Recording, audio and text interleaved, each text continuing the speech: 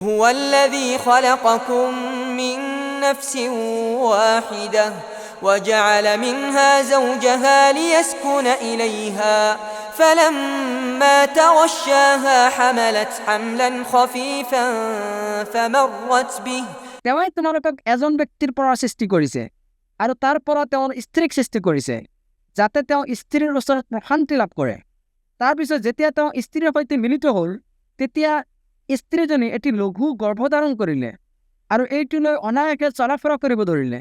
فلما أثقلت دعوا الله ربهما لئن آتيتنا صالحا لنكونن من الشاكرين অৱশেষত যেতিয়া গা গধুৰ হ'ল তেতিয়া তেওঁলোক উভয়ে তেওঁলোকৰ প্ৰতিপালক আল্লাহৰ ওচৰত প্ৰাৰ্থনা কৰিব ধৰিলে আৰু ক'লে, যদি তুমি আমাক এজন সুসন্তান দান কৰা তেন্তে নিশ্চয় আমি তোমাৰ প্ৰতি কৃতজ্ঞ থাকিম। فلما آتاهما صالحا جعلا له شركاء فيما آتاهما فتعالى الله عما يشركون তাৰপিছত যেতিয়া তেওঁ সিহঁতক এজন পূৰ্ণাংগ সন্তান দান কৰে তেতিয়া সিহঁতক তেওঁ যি প্ৰদান কৰিছে সেই বিষয়ে সিহঁতে বহুতো অংশীদাৰী নিৰ্ধাৰণ কৰে।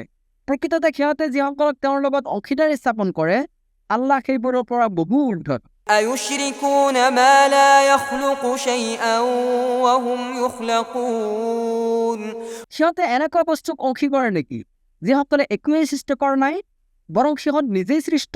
ولا يستطيعون لهم نصرا ولا أنفسهم ينصرون এইবোৰে সিহঁতক কদাপিও সহায় কৰিব নোৱাৰে আনকি নিজৰো সহায় কৰিব নোৱাৰে। وإن تدعوهم إلى الهدى لا يتبعوكم سواء عليكم أدعوتموهم أم أنتم صامتون আৰু তোমালোকে সিহঁতক সৎপথৰ পিনে আহ্বান কৰিলেও সিহঁতে তোমালোকক অনুসৰণ নকৰিব।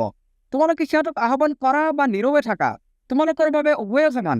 إن الذين تدعون من دون الله عباد أمثالكم فادعوهم فليستجيبوا لكم إن كنتم صادقين আল্লাহৰ বাহিৰে তোমালোকে যিসকলক আহ্বান কৰা সিহঁত তোমালোকৰ দৰেই বান্দা, গতিকে যদি তোমালোকে সত্যবাদী হোৱা তেন্তে সিহঁতক আহ্বান কৰা, চোৱাচোন সিহঁতে তোমালোকৰ আহ্বানত সঁহাৰি দিয়া নে নাই।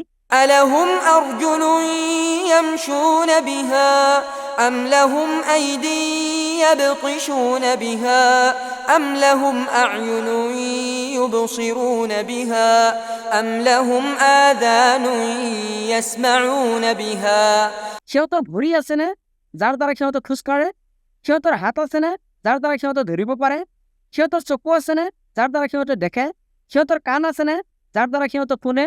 قل ادعوا شركاءكم ثم كيدون فلا تنظرون কোৱা, তোমালোকে যিসকলক আল্লাহৰ লগত অংশী কৰিছা সিহঁতক মাতি লোৱা আৰু তাৰ পিছত মোৰ বিৰুদ্ধে ষড়যন্ত্ৰ কৰা আৰু মোক অকণো অৱকাশ নিদিবা।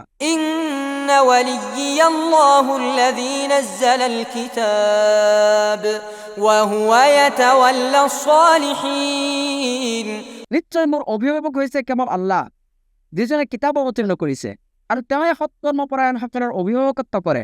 والذين تدعون من دونه لا يستطيعون نصركم ولا أنفسهم ينصرون আৰু আল্লাহৰ বাহিৰে তোমালোকে যিসকলক আহ্বান কৰা সিহঁতে তোমালোকে কদাপিও সহায় কৰিব নোৱাৰে আনকি সিহঁতে নিজৰো সহায় কৰিব নোৱাৰে। وإن تدعوهم إلى الهدى لا يسمعوا وتراهم ينظرون إليك وهم لا يبصرون তুমি যদি সিহঁতক সৎপথৰ পিনে আহ্বান কৰা তেন্তে সিহঁতে নুশুনিব আৰু তুমি দেখিবলৈ পাবা যে বাহ্যিকভাৱে সিহঁতে তোমাৰ ফালে চাই আছে অথচ সিহঁতে নেদেখে।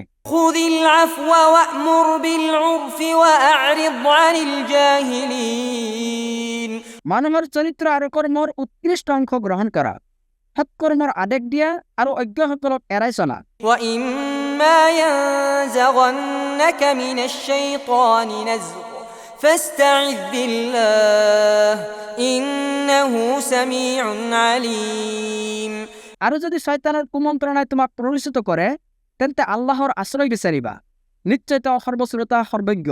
إن الذين اتقوا إذا مسهم طائف من الشيطان تذكروا فإذا هم مبصرون নিশ্চয় যিসকলে তাকো অৱলম্বন কৰিছে তেওঁলোকক শয়তানে যেতিয়া কুমন্ত্ৰণা দিয়ে তেতিয়া তেওঁলোকে আত্মসচেতন হয় আৰু লগে লগে তেওঁলোকৰ দৃষ্টি প্ৰকট হয়। وإخوانهم يمدونهم في الغي ثم لا يقصرون আৰু শয়তানৰ ভাতৃসকলে সিহঁতক ভ্ৰান্তিৰ পিনে টানি লৈ যায়।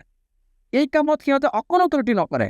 وإذا لم تأتهم بآية قالوا لولا اجتبيتها قل إنما أتبع ما يوحى إلي من ربي هذا بصائر من ربكم وهدى ورحمة لقوم يؤمنون তুমি যেতিয়া সিহঁতৰ ওচৰলৈ সিহঁতে বিচৰা মতে কোনো আয়াত লৈ নাহা তেতিয়া সিহঁতে কয় তুমি নিজেই এটা আয়াত বনাই নোলোৱা কিয়?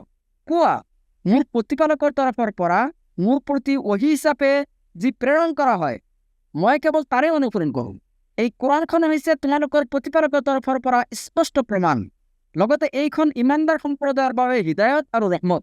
وإذا قرئ القرآن فاستمعوا له وأنصتوا لعلكم ترحمون আৰু যেতিয়া কোৰাণ তিলাৱত কৰা হয় তেতিয়া তোমালোকে মনোযোগ সহকাৰে সেয়া শুনিবা আৰু নীৰৱ নিস্তব্ধ হৈ থাকিবা যাতে তোমালোকৰ প্ৰতি ৰহমত বৰ্ষণ হয়। واذكر ربك في نفسك تضرعا وخيفة ودون الجهر من القول بالغدو والآصال ولا تكن من الغافلين আৰু তুমি তোমাৰ প্ৰতিপালকক পুৱা গধূলি মনে মনে সবিনয়ে সাশংক চিত্তে আৰু অনুচ্চ স্বৰে স্মৰণ কৰা।